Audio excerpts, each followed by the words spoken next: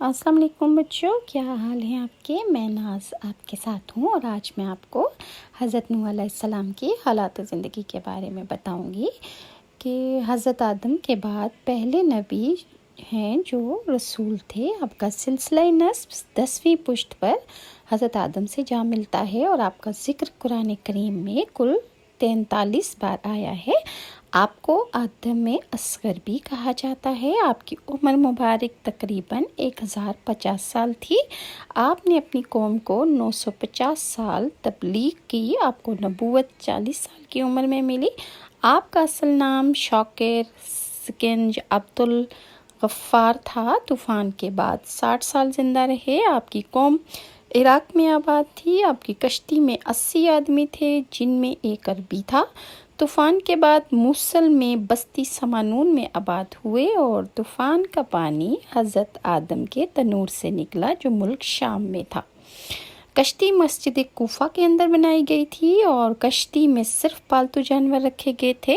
حضرت نوح کے 3 بیٹے تھے، سام، حام اور یافت، اور 3 بیٹیاں بھی کشتی میں سوار تھیں اور ایک بیٹا ان کا کنعان تھا جو کہ طوفان نوح میں غرق ہو گیا، اور ان کی بیوی وائلہ جو تھی وہ بھی طوفان نوح میں ہلاک ہو گئی۔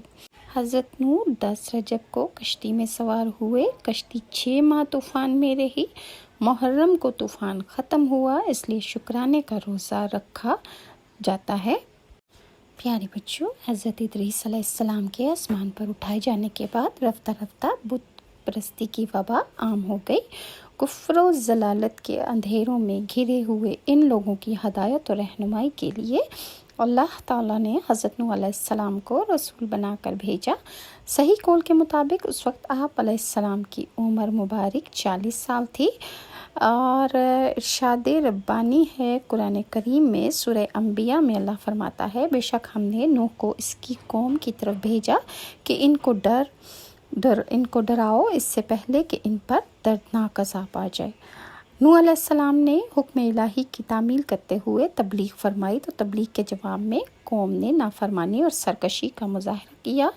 آپ علیہ السلام کو جھوٹا قرار دیا، توحید کو ماننے اور شرک کو چھوڑنے سے انکار کر دیا۔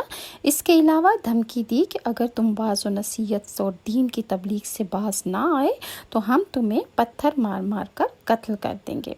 اس انکار و تکذیب اور دھمکیوں کے ساتھ آپ نوح علیہ السلام کی شان میں گستاخانہ جملے بھی کہنے لگے، اور آپ کی قوم نے آپ کے ساتھ سخت ناروا سلوک کیا، اور قوم نے حضرت نوح علیہ السلام پر اعتراضات کیے، تو آپ نوح علیہ السلام نے انہیں غور و فکر کی دعوت دی اور اعتراضات کے جواب دیے، اور آپ نے انہیں عذاب الہی سے بھی ڈرایا، اور لیکن آپ کی قوم کسی طرح بھی نہ مانی۔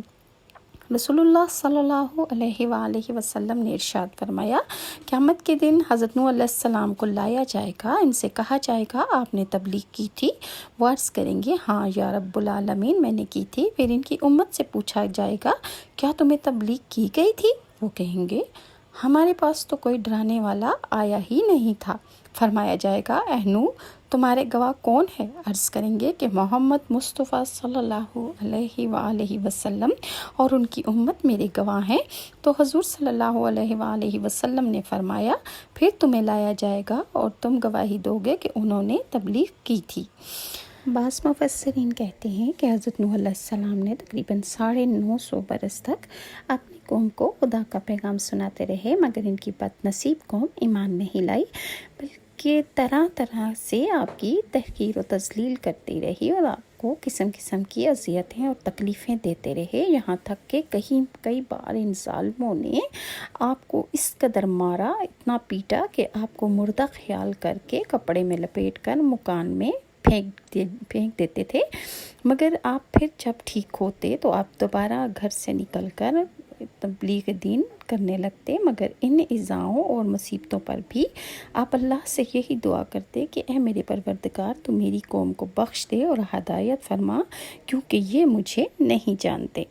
آپ ان کی سرکشی کا اندازہ اس بات سے لگا سکتے ہیں کہ جب کوئی ان میں بوڑھا مرنے لگتا تو وہ اپنی اولاد کو یہ کہہ جاتا کہ نوح کی بات کبھی نہ سننا، اور جو تمہارے آباء و اجداد کو تم نے کرتے دیکھا ہے تم وہی کرنا، اور بتوں کی پوجا ہی کرنا، اور اس کی بات کبھی نہ سننا، اور نوح کو تکلیفیں اور اذیتیں جو ہیں وہ تم دیتے رہنا۔ حضرت نوح نے اپنی قوم سے فرمایا کہ تمہیں کیا ہوا ہے کہ تم اللہ تعالیٰ پر ایمان نہیں لاتے، حالانکہ اس نے تمہیں کئی حالتوں سے گزار کر بنایا ہے۔ پہلے تم نطفہ کی صورت میں ہوئے، پھر تمہیں خون کا لوتھڑا بنایا، پھر گوشت کا ٹکڑا بنایا، یہاں تک کہ اس نے تمہیں بہت پیاری شکل و صورت کے ساتھ تخلیق کر دیا، تو تم اس کا شکر کیوں نہیں ادا کرتے اور کیوں کفران نعمت کرتے ہو؟ جب حضرت نوح علیہ السلام نے اپنی قوم تک اللہ کا پیغام پہنچایا اور اس ہر چیز سے ڈرایا جس سے ڈرانے کا اللہ نے حکم دیا تھا، تو قوم نے ان کی بات نہ مانی اور حضرت نوح علیہ السلام کی طرف سے جو احکامات لے کر آئے تھے انہیں رد کر دیا۔ اس پر حضرت نوح علیہ السلام نے اللہ کی بارگاہ میں عرض کی، اے میرے رب، تو جانتا ہے کہ میں نے اپنی قوم کو دن رات تیری توحید اور تیری عبادت کی طرف بلایا، تیرے عذاب اور تیری قدرت سے ڈرایا، تو انہوں نے اپنے کانوں میں انگلیاں ڈال دی تاکہ میری دعوت کو نہ سن سکیں، اور کپڑے اوڑھ لیے اور منہ چھپا لیے۔ پھر میں نے انہیں محفلوں میں اس طرح بلند آواز سے اعلانیہ بھی بلایا جس طرح بلانے کا تو نے مجھے کہا تھا، تو اے اللہ انہوں نے میری ایک نہ سنی، اب